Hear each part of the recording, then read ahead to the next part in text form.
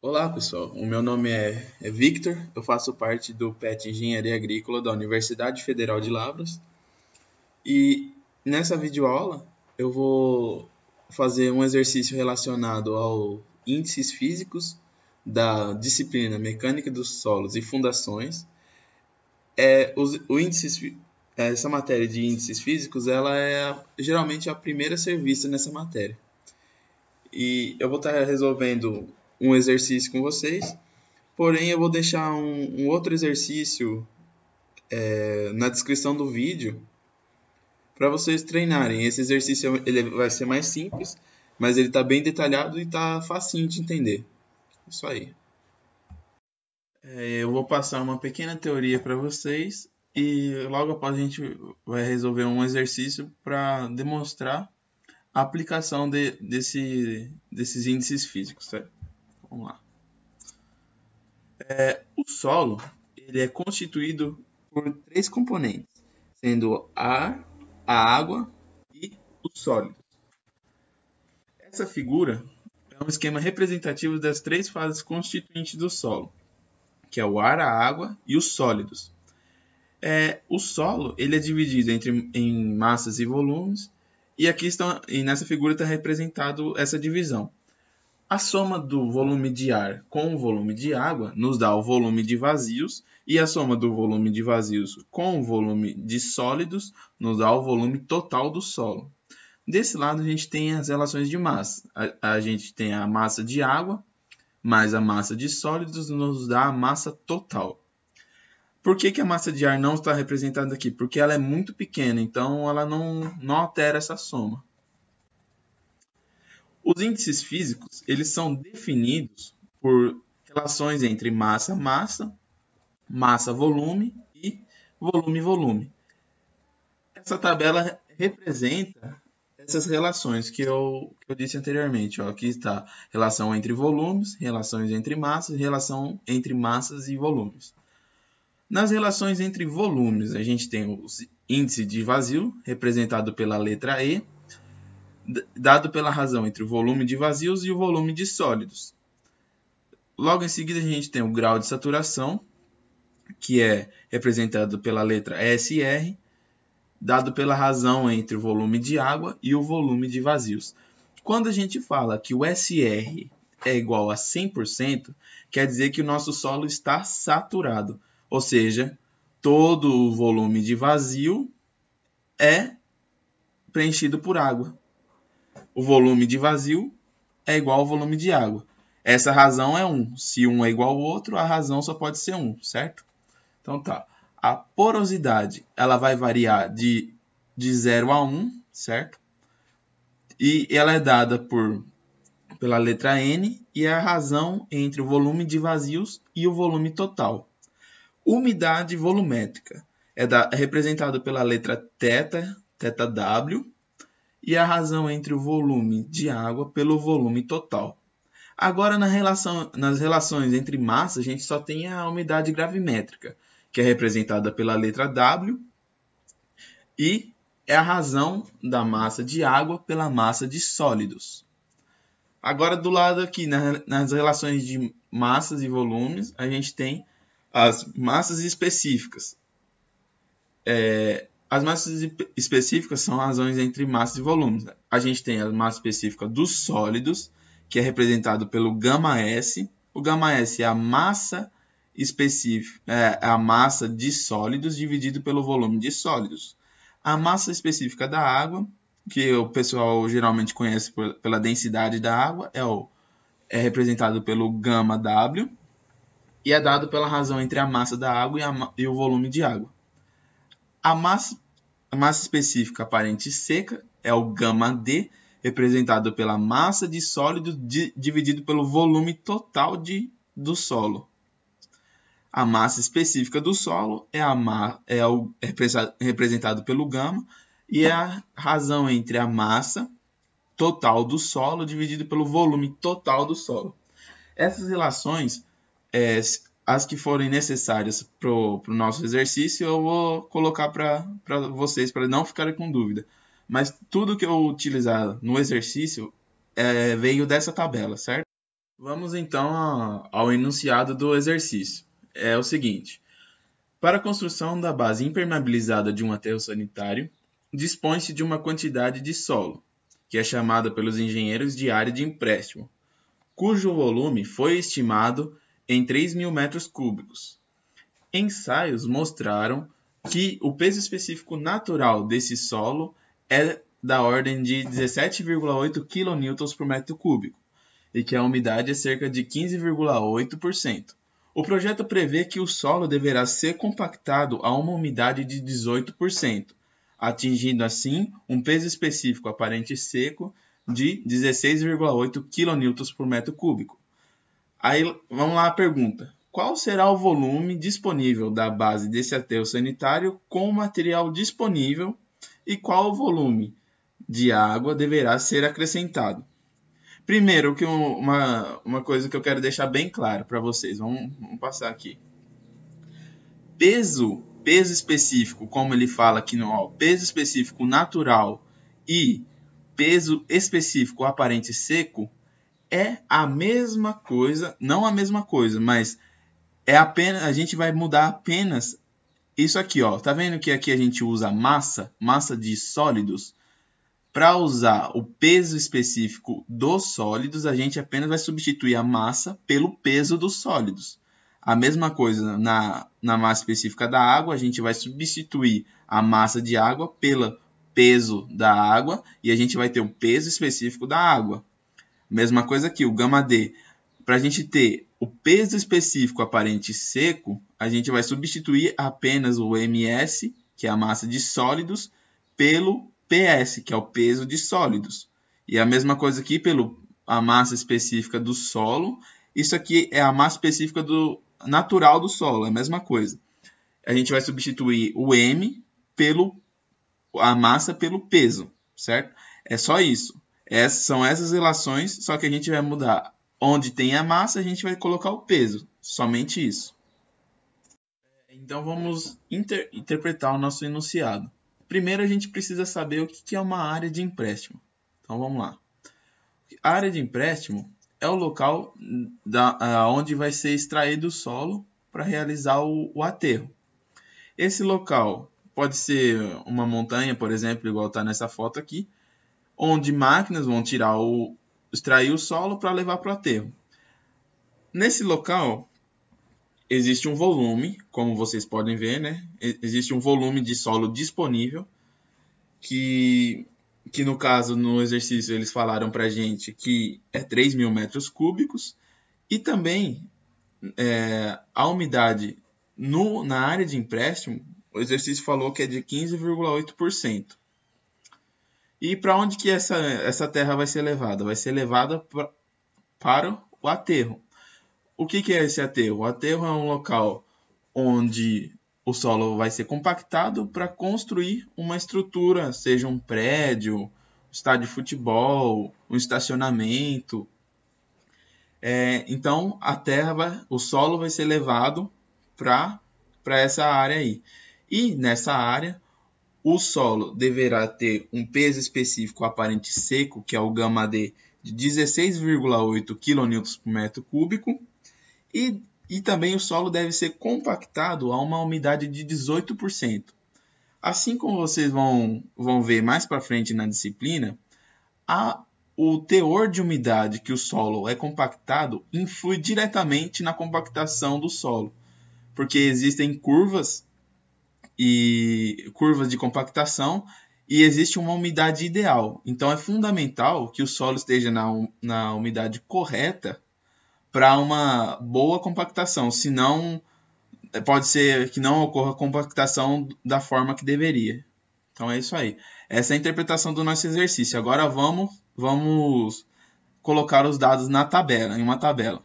Aí está. Assim como eu falei para vocês, né? A gente tem que na área de empréstimo a gente tem um volume de 3.000 metros cúbicos, o gama, que é o peso específico natural, de 17,8 kN por metro cúbico, e a umidade inicial, que é lá na área de empréstimo, de 15,8. a gente tem que chegar numa umidade final de 18,8%.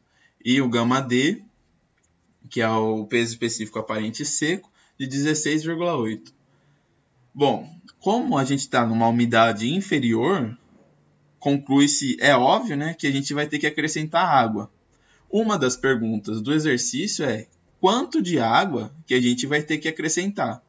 E a outra pergunta é qual o volume que a gente vai ter disponível de solo? Porque esse volume de 3.000 metros cúbicos está contando com o volume de ar e o volume de água que estão presentes também no solo. Então a gente vai ter que calcular qual que é o volume de solo que a gente vai ter disponível para o nosso aterro. E, além disso, a gente vai ter que calcular também qual que é a quantidade de água que deve ser acrescentada para o solo passar de 15,8 para 18,8. Então, vamos lá ver como que faz isso aí. Então, primeiro a gente vai calcular o peso do solo na área de empréstimo. Essa relação aqui, ó, gama é igual a razão entre o peso do solo pelo volume do solo. A gente, manipulando essa equação, você passa o V para cá, a gente vai ter isso aqui. Passando ele para cá, a gente tem o volume lá da área de empréstimo e o gama natural da área de empréstimo. A gente já tem esses dois valores.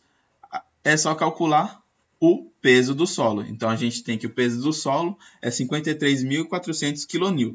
Esse é o peso total do solo. E agora nós precisamos calcular o peso de sólidos que a área de empréstimo tem disponível. Então, como que a gente vai fazer isso? Bom, a gente tem essas duas relações. Essa aqui é tirada daquela figura lá, que o peso total é igual ao peso de sólidos mais o peso de água. E essa aqui é tirada da tabela, que a umidade é igual ao peso de água dividido pelo peso de sólidos. Então, o que a gente vai fazer? Vamos isolar o peso de sólidos nessa equação aqui, a gente isola o peso de sólidos. E nessa equação aqui, a gente vai isolar o peso de água, certo? Agora, nessa etapa aqui, eu substituí o peso de água, que é igual ao peso de sólido vezes a umidade, nessa equação aqui. Então, ficou assim, o peso de sólidos é igual ao peso total menos o peso de sólidos vezes a umidade. Manipulando essa equação, com o intuito de isolar o peso de sólidos, a gente vai ficar com a seguinte equação. O peso de sólidos é igual ao peso total dividido por 1 mais a umidade. Certo? Então tá. Ó, agora a gente vai determinar o peso. Nós temos o peso total, certo? Que a gente já encontrou. E também temos a umidade, que é a umidade da área de empréstimo, certo? Substituindo os valores, nós vamos encontrar que o peso de sólidos é 46.414 aproximadamente quilonewtons, certo? Então, esse é o peso de sólidos disponível na área de empréstimo. Agora, nós precisamos determinar o volume disponível para o aterro, o volume de solo disponível para o aterro. Como que a gente vai fazer isso? Pela relação que eu mostrei para vocês na tabela, a gente tem que o gama D, que é a massa, o peso específico aparente seco, é igual ao peso de sólidos dividido pelo volume total de solo. Isolando o volume, a gente tem essa equação aqui. Beleza. Nós temos o peso de sólidos e nós temos o gama D, que é dado do enunciado. Então, a gente já pode calcular o volume disponível. Essa é uma das perguntas do nosso exercício. Viram que tranquilo? É muito tranquilo. Então, a gente tem o volume disponível para o aterro. É o volume que a área de empréstimo pode ofertar para a construção desse aterro. Beleza? É uma das respostas já.